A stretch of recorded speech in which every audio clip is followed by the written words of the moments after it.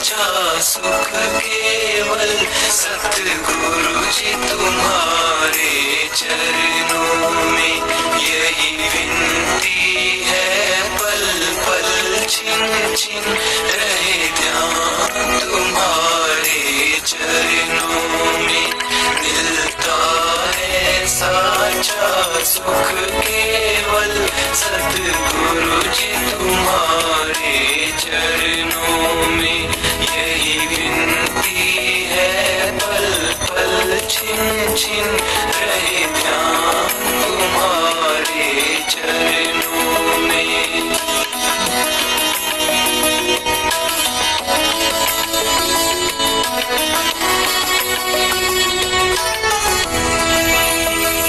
चाहे वैरी कुल संसार बने, चाहे जीवन मुझ पर भार बने। चाहे वैरी कुल संसार बने, चाहे जीवन मुझ पर भार बने। चाहे मौत गले का हार बने, रहे ध्यान तुम्हारे चरणों में। मिलता है साचा सुख केवल सतगुरु जी तुम्हारे चरणों में।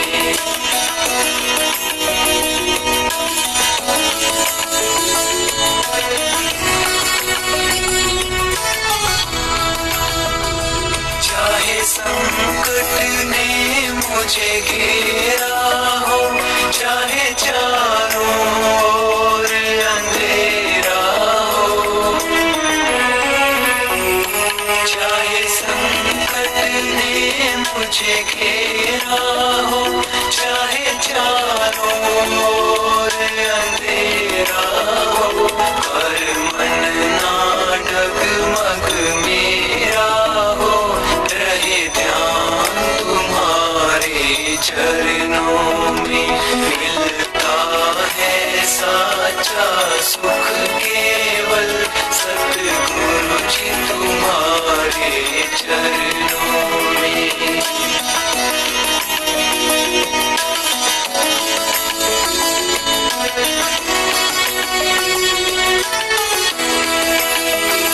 चाहे आग में मुझको जलना हो, चाहे कांटों पर मुझे चलना हो।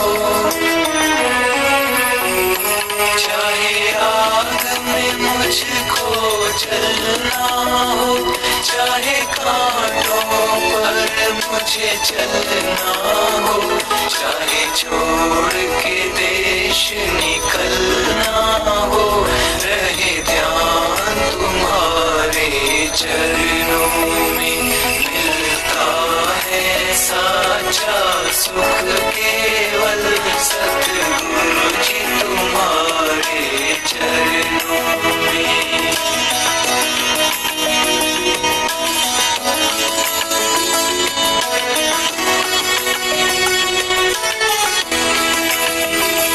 जीवा पर तेरा नाम रहे, तेरी याद सुबह और शाम रहे।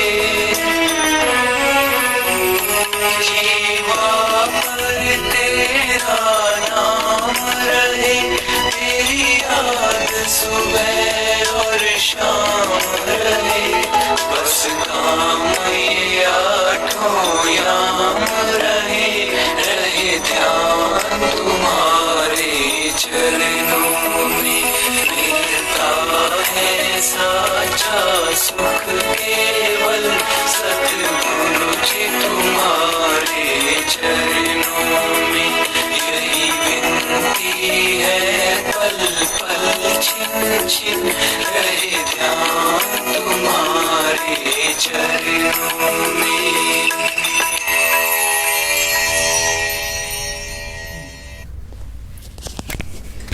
जी धन धन सतगुरु तेरा ही आसरा, धन धन सतगुरु तेरा ही आसरा। आप देख रहे हैं फेथ वर्सेस वर्डिक्ट। मैं डॉक्टर मोहित गुप्ता इंसा। परम पूजनीय संत डॉक्टर गुरमीत राम रहीम सिंह इंसा जी के अनुयायी हम आपके सामने फेथ वर्सेस वर्डिक्ट के थ्रू ये लाइव कार्यक्रम पेश कर रहे हैं। तो आप सभी का स्वागत है इस लाइव डिस्कशन पे। तो आज जैसा आपको बताया गया है कि आज एक मैसेज आपको मिल रहा होगा, एक मैसेज वायरल हो रहा है एक फ़ोन नंबर मिस कॉल के साथ। उस मैसेज में आपको उस नंबर पर मिस कॉल करने को बोला गया है। एक डेरा प्रेमी हैं, सत्संगी हैं भाई मनिंदर पाल सिंह जी, उनकी तरफ से एक पिटीशन फाइल की जानी है पब्लिक इंटरेस्ट में, या रिट कह लें फाइल की जाएगी सीबीआई के अगेंस्ट खिलाफ भी। जो गुमनाम चिट्ठी का मुकदमा चला वो किस तरह से बेबुनियाद था, फर्जी था और कैसे कैसे उसमें कानूनों की अनदेखी की गई, जानबूझकर, अनजाने में नहीं की गई, जानबूझ के हर एक गलती की गई, जानबूझ के इस डेरा को ख़त्म करने के इरादे से, डेरे की धार्मिक विचारधारा को, आस्था को, लोगों की आस्था को ख़त्म करने के इरादे से ये सारी कार्रवाई की गई उसमें। क्योंकि अभी तक हम जो कहानियाँ सुनते आ रहे हैं वो मीडिया से सुनते आ रहे हैं, अलग अलग तरीक़ों से सुनते आ रहे हैं। ये केस अपने आप में इतना पेचीदा है कि इसको समझने के लिए इसको पढ़ना ज़रूरी था। कुछ हद तक हमने इसको पढ़ा है, कुछ हद तक मनिंदर पाल सिंह ने भी इनको पढ़ा है। तो मनिंदर पाल सिंह ने ये डिसाइड किया है कि वो इस केस को लेकर दोबारा पंजाब हरियाणा हाई कोर्ट चंडीगढ़ जाएंगे, जहां तक अभी तक डिसाइडेड है। तो उसको लेके वो ये आह्वान कर रहे हैं भी और लोगों के साथ जिनको ये केस समझ में आए और उनको समझ आए और उनको भी लगे भी जो डेरा सच्चा सौदा की विचारधारा को नष्ट करने की कोशिश की गई है, जो विचारधारा शहनशाह मस्ताना जी महाराज ने चलाई थी, उस विचारधारा को नष्ट करके समाज में नशा, वैश्यावृत्ति, ये सब कुछ परोसने के लिए सीबीआई ने जानबूझ के ये काम किया है। ये अपने आप में ना सिर्फ डेरा के खिलाफ की गई कार्रवाई है बल्कि कानून के खिलाफ जाके ये देश को गलत रास्ते पे, देश की जनता को गलत रास्ते पे ले जाने के लिए एक जानबूझ के किया गया अपराध है, जो कि भारतीय कानून में इस अपराध में सज़ा का प्रावधान है। इसमें बहुत सारे कानूनों की अनदेखी की गई, बहुत कुछ की गई। तो बड़ा सारा कन्फ्यूज़न है और बहुत सी चीज़ें कि अब सीबीआई के जो कुछ लोग हैं जो अंडर कवर सीबीआई के लिए काम करते हैं, वो स्पेशली अब इस कैंपेन को रोकने भी लगे हैं, क्योंकि उनको लगा है भी शायद उनको पता है भी सीबीआई गलत रास्ते पे है, इसलिए सीबीआई के लोग अब इसको रोकने लगे हैं। तो इसलिए आज हम आपको इंट्रोड्यूस करा रहे हैं मनिंदर पाल सिंह से। तो मनिंदर पाल सिंह जो डेरा के प्रेमी हैं और पहली बार आपको फेसबुक लाइव पे हम इंट्रोड्यूस करा रहे हैं मनिंदर पाल सिंह जी से। तो मनिंदर पाल सिंह जी के बारे में आपको जानकारी दे दें, बठिंडा पंजाब के रहने वाले हैं और शाश्वत नाम जी बॉय स्कूल डेरा के अंदर ये पढ़े हुए हैं। स्कूलिंग इनकी यहाँ से हुई है, एजुकेशन। इसके बाद इन्होंने ग्रेजुएशन किया है, बीटेक किया है इंजीनियरिंग में। फ़िलहाल ये एक कोचिंग देते हैं और एक अच्छे स्पोर्ट्समैन भी हैं और डेरा से बचपन से ही जुड़े हैं, लगभग सन 2000-2001 से जुड़े हुए हैं डेरा से। तो मनिंदर पाल सिंह जी से जानेंगे कि कैसे, मतलब क्यों उनको ये सब कुछ लगा, कैसे समझ में आया और क्यों वो इसके खिलाफ कार्रवाई करने के लिए उतर रहे हैं। तो मनिंदर पाल सिंह जी आपका स्वागत है फेथ वर्सेस वर्डिक्ट पे। तो सबसे पहले हम ये जानें, ये बोर्ड पे आपको कुछ लिखा हुआ दिखाई दे रहा होगा, तो यही मनिंदर पाल सिंह जी ने लिखा है, आपको समझाएंगे। तो मनिंदर पाल सिंह जी आप ये बताएंगे सबसे पहले आपको कि जो साजिश हुई, क्यों ये लगता है भी ये सीबीआई की साजिश है या किसी और की साजिश है, ये साजिश कैसे शुरू हुई और क्या ये वास्तव में साजिश कितनी डेप्थ तक है और कहाँ से शुरू हुई, किस तरह से ये चिट्ठी आती है और चिट्ठी कैसे कहाँ पहुँच जाती है, कैसे इस पर इंक्वायरी शुरू होती है। तो कुछ जानकारी जितनी वो दे पाएंगे, जितनी वो देना चाहेंगे वो आपको देंगे। तो आप आगे मनिंदर पाल सिंह जी को सुनिए कि मनिंदर पाल सिंह जी आपको बताएंगे इस जानकारी के बारे में। जी सुनिए, ये माइक जी। धन धन सतगुरु तेरा ही आसरा। तो जैसे कि साजिश के बारे में बात हुई है सारी, तो मैं थोड़ा पजलिंग है लेकिन मैं फिर भी आसान शब्दों में बता देता हूँ सबको कि साजिश जो थी चिट्ठी से शुरू हुई। प्रधानमंत्री के नाम एक चिट्ठी लिखी गई और वो चिट्ठी क्या थी, हाई कोर्ट के पास पहुंच गई वो चिट्ठी। जब प्रधानमंत्री के नाम लिखी गई, सबसे पहले एक फ्लो चार्ट बनाया, हाई कोर्ट पहुंच गई वो चिट्ठी। और जब हाई कोर्ट पहुंची तो हाई कोर्ट ने उसका संज्ञान लेके वो चिट्ठी सरसा कोर्ट के पास रेफर की कि आप इसकी इंक्वायरी कीजिए और इसकी एक रिपोर्ट बना के हमको भेजिए। और पैरेलल एक और तरफ, क्योंकि वो और भी कई जो संस्थाएं थी उनको लिखी गई है, हरियाणा पुलिस को भी लिखी गई थी, तो वो चिट्ठी उधर से मार्क होके डीएसपी सरसा के पास आ जाती है।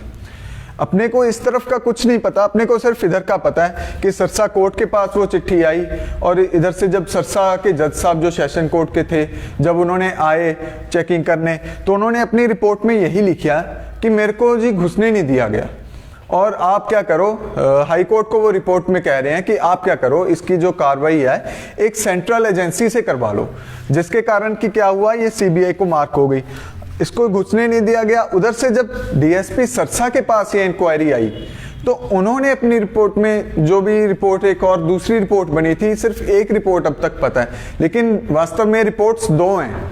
एक तो जो सरसा कोर्ट ने सबसे पहले दे दी, और जो दूसरी रिपोर्ट थी, डीएसपी सरसा ने अपनी जो जांच की थी उसमें बता दिया था कि मैं अंदर जाके आया हूं जी, वहाँ पे ऐसी कोई भी बात नहीं है जो चिट्ठी में लिखी गई है। ये उनकी रिपोर्ट अपनी दूसरी रिपोर्ट थी, जो कि बाद में जो डेरे की तब प्रबंधकी कमेटी थी, उन्होंने अपनी रिपोर्ट में दिखाया था कि ये डीएसपी साहब की रिपोर्ट है। लेकिन डेरे में घुसने नहीं दिया गया उनको, जो उनकी मेन रिपोर्ट थी, उन्होंने इस बात में बोला, ये सबसे पहले ये बात बोली उन्होंने। अब यहाँ तो इसमें जज साहब गलत बोल रहे हैं कि उनको घुसने नहीं दिया गया, या फिर क्या है कि जो डेरे की तब प्रबंधकी कमेटी थी, जो एडम ब्लॉक था, उन्होंने वाकई में घुसने नहीं दिया। तो जो दूसरी रिपोर्ट थी उसमें साफ साफ ये बात लिखी गई है कि डेरा के कुछ और बराबर भी चल रहे हैं डेरे, हो सकता है ये चिट्ठी उनकी तरफ से आई गई हो, डेरे को बदनाम करने की कोशिश की गई हो, और सीबीआई को ये रिपोर्ट भी दी गई है। ऐसी बात नहीं है कि सिर्फ डेरे के खिलाफ रिपोर्ट दी गई है, डेरे के हक में भी रिपोर्ट गई थी, लेकिन वो सीबीआई ने छुपा ली और अपने वकीलों ने भी ये बात हाईलाइट नहीं की।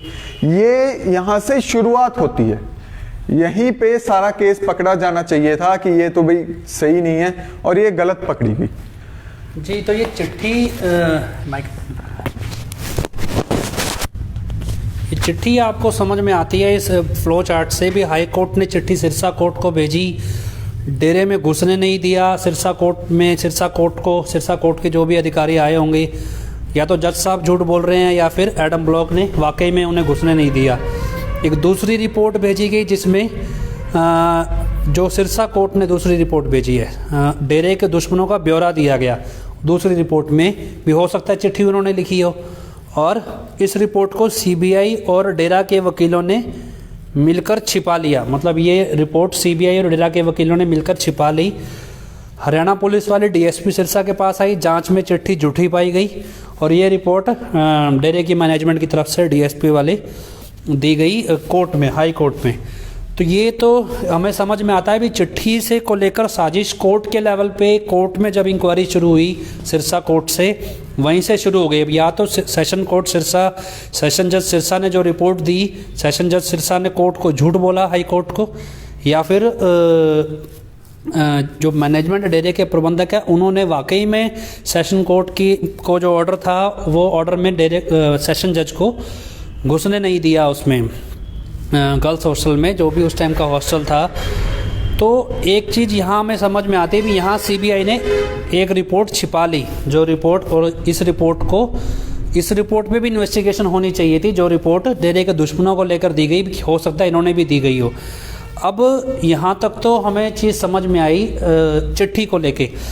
अगली स्टेप पे हमें ये बताओ जी, एक बहुत सवाल चलता है कि 129 साध्वियाँ भी, 129, 130, ऐसा 110 जितना अलग अलग काउंट चलता है भी, उन्होंने बयान दिए जाके कोर्ट में, उनके बयानों को नहीं लिया गया, या उन्होंने बयान दिए। बहुत बार अलग अलग कॉन्सेप्ट आता है भी कोर्ट ने उनके बयान माने नहीं या सुने नहीं। तो इसके बारे में आपने जांच पड़ताल की होगी भी, क्या है 129 बयान ये, तो ये इसके बारे में ज़रा जानकारी और दे दीजिए।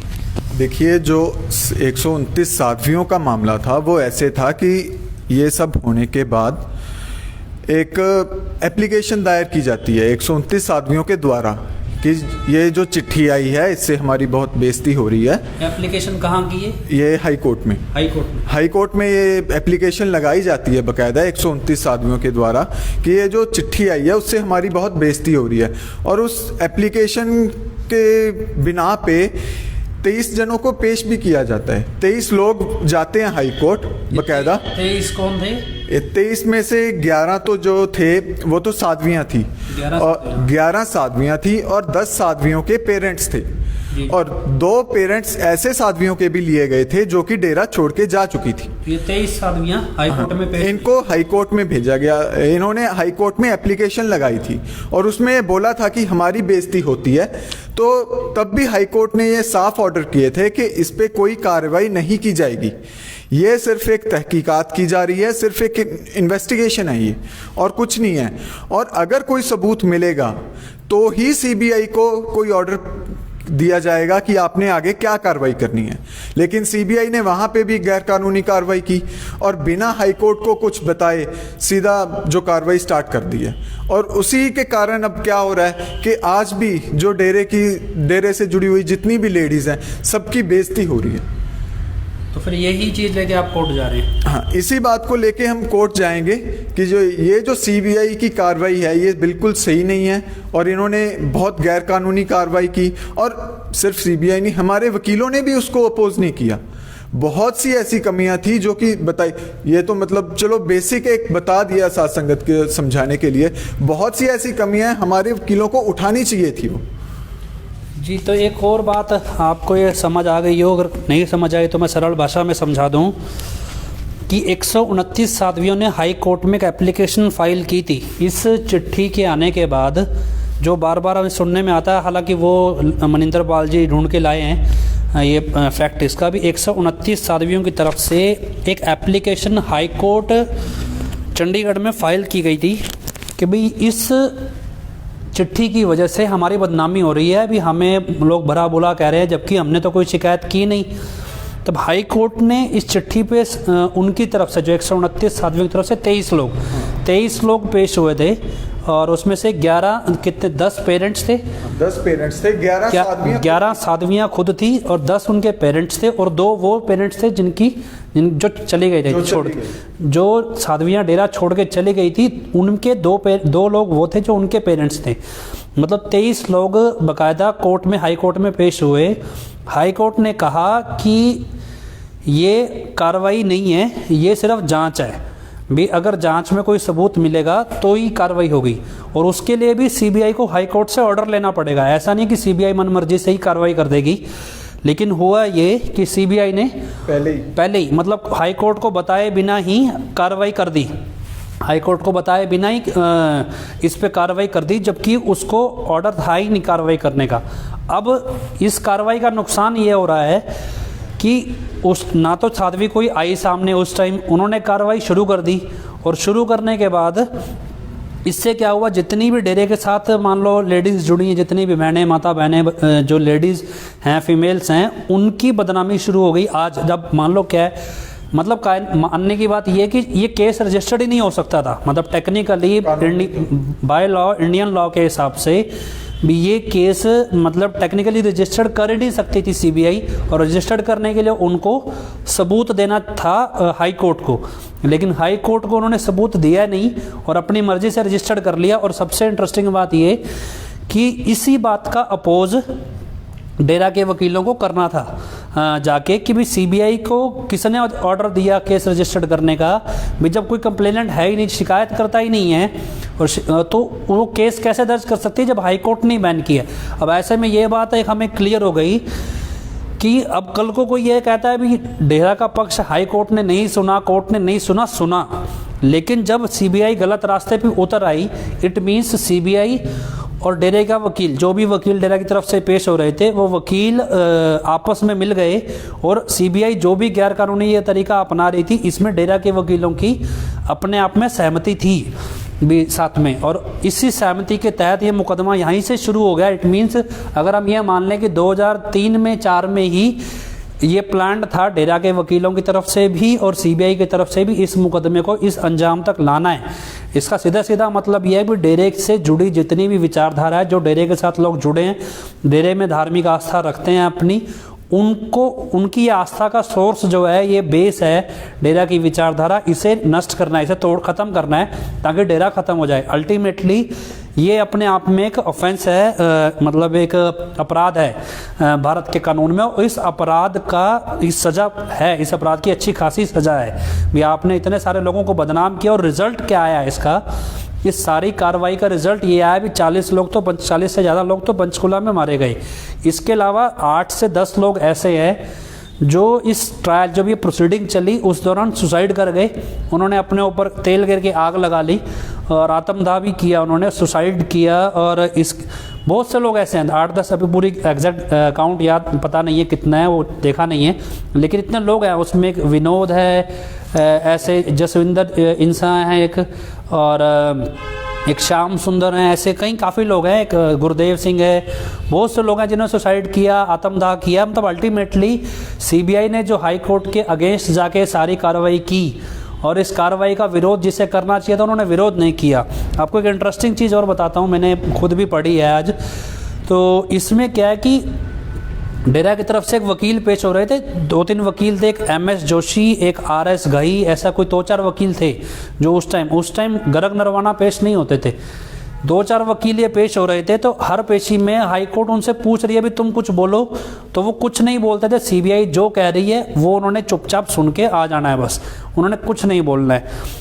5-7 पेशियों के बाद हाई कोर्ट, हाई कोर्ट, हाँ 7-8 पेशियों के बाद हाई कोर्ट ने, ये जब मनिंदर पाल सिंह जी ने समझाया, जो डॉक्यूमेंट्स इन्होंने दिखाए, 7-8 पेशियों के बाद हाई कोर्ट में अपने डेरे की तरफ से जो वकील पेश हो रहे हैं वो बोलते हैं जी हमें इस केस से बाहर निकलना है, हमें इस केस से बाहर निकलना है। तो हाई कोर्ट उन वकीलों को बोल रही है भी ऐसा है भी ये चिट्ठी हमें समझ में नहीं आ रही है, ना ही सीबीआई वाले इसको हमें समझा पा रहे हैं। तो ऐसा है जी, आप डेरे की तरफ से आ रहे हो तो आप हमारी इस चिट्ठी को समझने में मदद करो भी आखिर डेरे में ये साधुओं वाला चक्कर है क्या। अब जब ये सिचुएशन आई हाई कोर्ट ने जब ये क्वेश्चन डेरा के वकीलों के सामने रख दिया, तो अजीब बात यही ऑन रिकॉर्ड है कोर्ट के, डेरा के वकील बोल रहे हैं जी हमें तो पता ही नहीं है जी इस केस में क्या है, हमने ये केस पढ़ा ही नहीं है और हमें पहले पढ़ने का टाइम दिया जाए। मतलब 7-8 पेशियों से हाई कोर्ट के अंदर जो वकील पेश हो रहे हैं डेरा की तरफ से, उन्होंने उस केस को पढ़ा ही नहीं था। मतलब इसका मतलब उनको ये कहा गया है यहाँ से कि भाई आपने वहाँ जाके चुपचाप बैठ जाना है, आपने कुछ नहीं बोलना है। और जब हाई कोर्ट पूछ रहा है आपसे भी आप चलो आप डेरा की तरफ से नहीं आना चाहते, हाई कोर्ट की मदद करो ना इसे समझने में भी आखिर ये चिट्ठी भला क्या है, भी डेरे का पैटर्न क्या है, ऐसा साध्वी क्या मतलब है, वहाँ साध्वी का कैसा रोल है, किस तरह का हॉस्टल है, क्या कुछ होता है, मतलब हमें कोर्ट को समझाओ, मतलब क्योंकि आप डेरे के अंदर से आ रहे हो। तो वो लोग बोल रहे हैं कोर्ट में जी हमने तो केस पढ़ा ही नहीं है, अभी हमें पढ़ने का मौका दिया जाए, टाइम दिया जाए। मतलब जब केस डेरा के वकीलों ने खुद नहीं पढ़ा तो फिर वो पेश क्यों हो रहे हैं कोर्ट में, इसका मतलब उन्हें बोला गया पेश नहीं होना।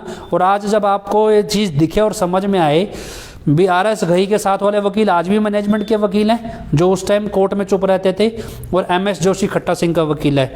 तो अब आपको वहीं से समझ आया भी 2002-3 का ही ये मसला है, तब से ये सिस्टम चलता आ रहा है कि तब से ही ये प्लान है। मतलब जो MS जोशी है, RS घई आज भी डेरे के पैनल में चलते हैं और इसीलिए चलते हैं भी कोई भी मसला इनके कंट्रोल से बाहर ना जाए। ये वही वकील है जिन्होंने कोर्ट में बोला कि हमें कुछ नहीं मालूम है इस केस के बारे में, ये सारी चीज़ है। और इसके अलावा बहुत सारी डिस्क्रिपेंसी है, तो बिल्कुल बेस बता रहे हैं। मतलब पहला ही स्टेप गलत हो गया, अब ऐसे में ये हम नहीं मान सकते भी कोर्ट ने कहीं गलती की। कोर्ट ने बार बार मौका दिया, 1 बार नहीं, 2 बार नहीं, 10, 12, 15 बार मौका दिया भी आप हमें बताओ तो सही डेरे के अंदर ऐसा चल क्या रहा है। अगर डेरे की तरफ से कोई बताए ही ना तो इसमें क्या करें।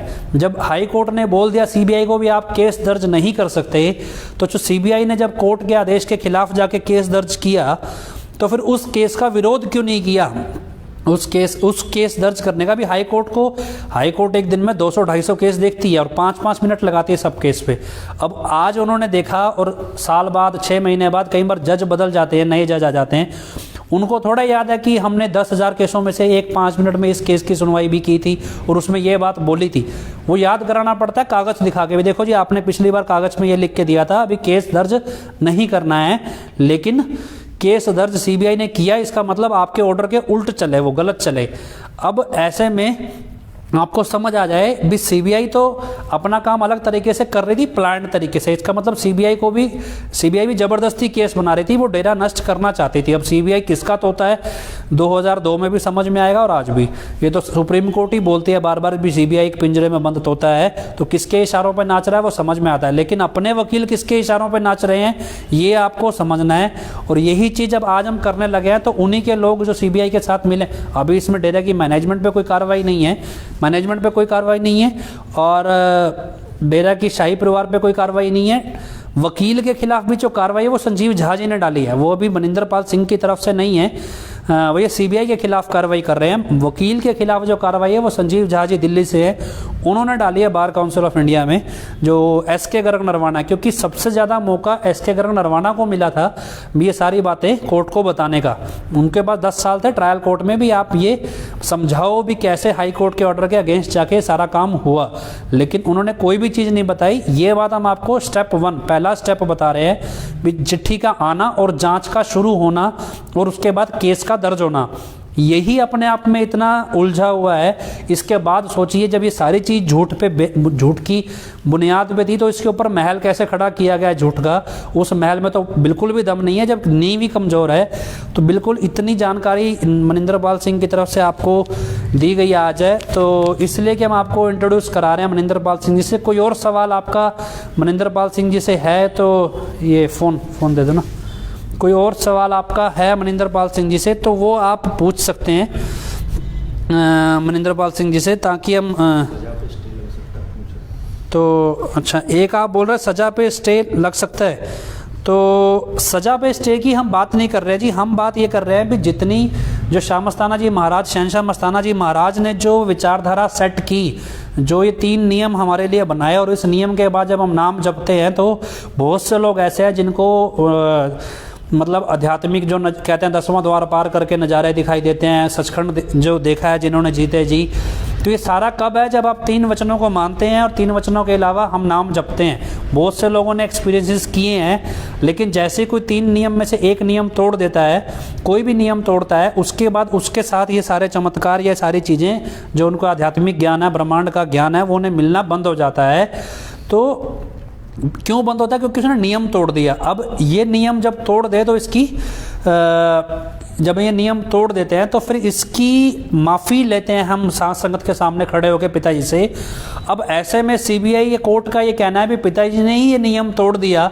अगर पिताजी ये नियम तोड़ रहे हैं तो फिर पिताजी का बताया हुआ नाम कैसे काम कर रहा है? पिताजी के बताए हुए नाम को जबकि जो लोग नज़ारे, जो लोग आध्यात्मिक ज्ञान प्राप्त कर रहे हैं, ब्रह्मांड का जो ज्ञान प्राप्त कर रहे हैं, ब्रह्म ज्ञान को, वो ज्ञान कैसे प्राप्त कर सकते हैं जब खुद गुरुजी अगर ये नियम तोड़ रहे हैं? इसका मतलब आध्यात्मिक विचारधारा अपनी जगह सही है, लोगों के एक्सपीरियंस अपनी जगह सही है। अगर कोई गलत है तो वो है सीबीआई या फिर डेरा के वकील जो जानबूझ के वहाँ पे चुप रहे।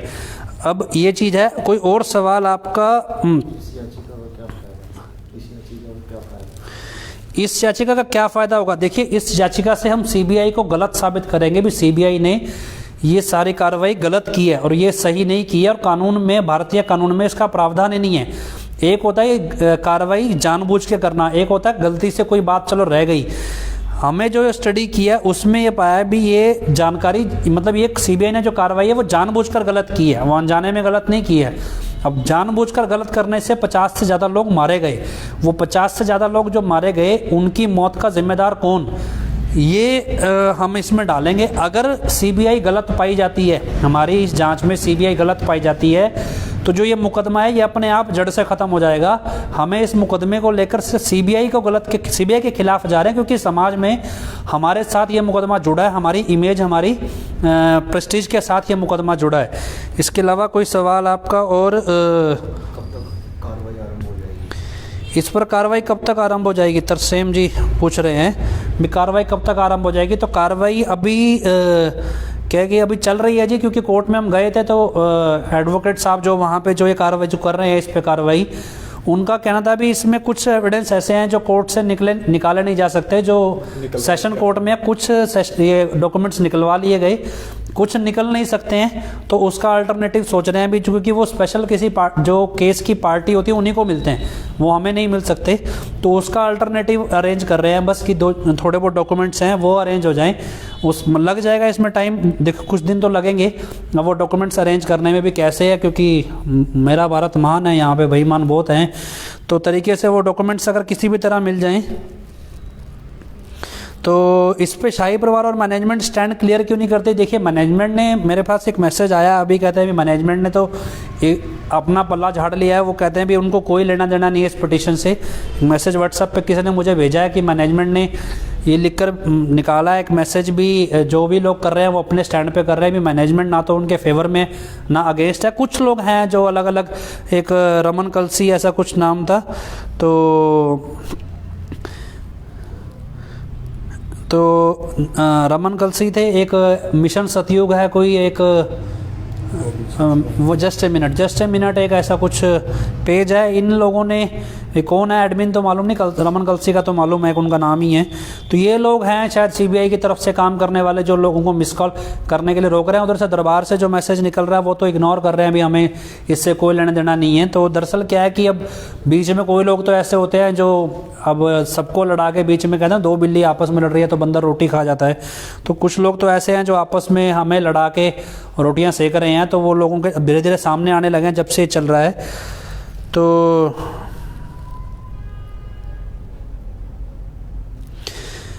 तो डेरे में कुछ गलत नहीं है। देखिए डेरे में, डेरा अपनी जगह सही है, डेरा एक खुली किताब है। आदमी गलत होता है, बिल्डिंगें थोड़ी गलत होती हैं। शहनशाह मस्ताना जी महाराज ने जो विचारधारा बनाई, विचारधारा अपनी जगह सही है, वचन मानने वाला अपनी जगह सही है। अब कोई आदमी डेरे में गुरुजी के बनाए नियम को माने ही ना, उस आदमी को सही नहीं कह सकते। लेकिन आदमी का मतलब डेरा नहीं है, डेरा में रहने वाले आदमी है। बोल चाल में ऐसा आता है भी डेरे के अंदर सही नहीं चल रहा है, तो डेरे के अंदर जो रहने वाले लोग हैं वो गलत हो गए हैं कुछ लोग। डेरा गलत थोड़ी हुआ, डेरा तो एक शहनशाह मस्ताना जी महाराज ने पूरी नियम के साथ बनाया। वो नियम कोई ना माने तो वो आदमी गलत होता है। अब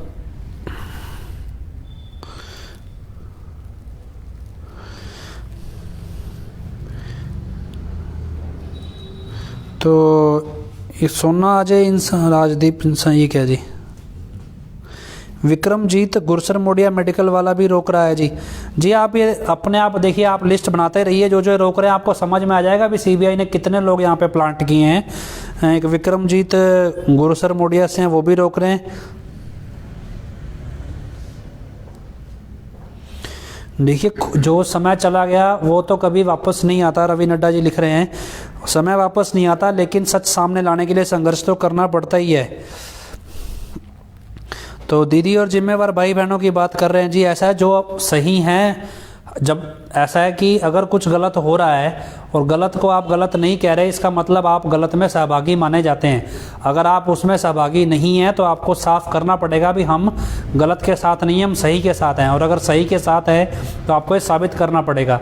अगर 3-3.5 साल बाद भी आप ये नहीं बोल रहे हैं कुछ और गलत पे गलत हुए चले जा रहा है, तो ऐसे में यही माना जाएगा भी अगर आप चुप है, इसका मतलब आप गलत करने वाले लोगों के साथ हैं। अब वो अगर वो सही है, अपनी जगह सही है, तो वो सामने आकर सफाई दें या बताएं अब कि वो सही हैं। और तो और छोड़िए, जब वहाँ पे 1 लाख किसान बॉर्डर दिल्ली पहुँचे हैं, तो 132 करोड़ में से 1 लाख लोग दिल्ली पहुँचे, तो उनको जवाब देने के लिए जब सारी सरकार झुक सकती है, यहाँ पे तो 4-5 हज़ार लोग जब पूछ रहे हैं, तो उनको जवाब देने में जोर क्यों पड़ रहा है मैनेजमेंट को? तो जवाब तो मैनेजमेंट को देना पड़ेगा, नहीं क्यों नहीं देना है? 1 लाख लोगों के लिए 132 करोड़ पर राज करने वाली सरकार जवाब देती है। यहाँ आप 163 लोग, 170 लोग लगभग देख रहे हैं, तो 170 लोग सवाल पूछ रहे हैं, तो क्या 2 आदमी जवाब नहीं दे सकते हैं? तो नहीं जवाब देंगे तो यही माना जाएगा कि वो गलत हैं।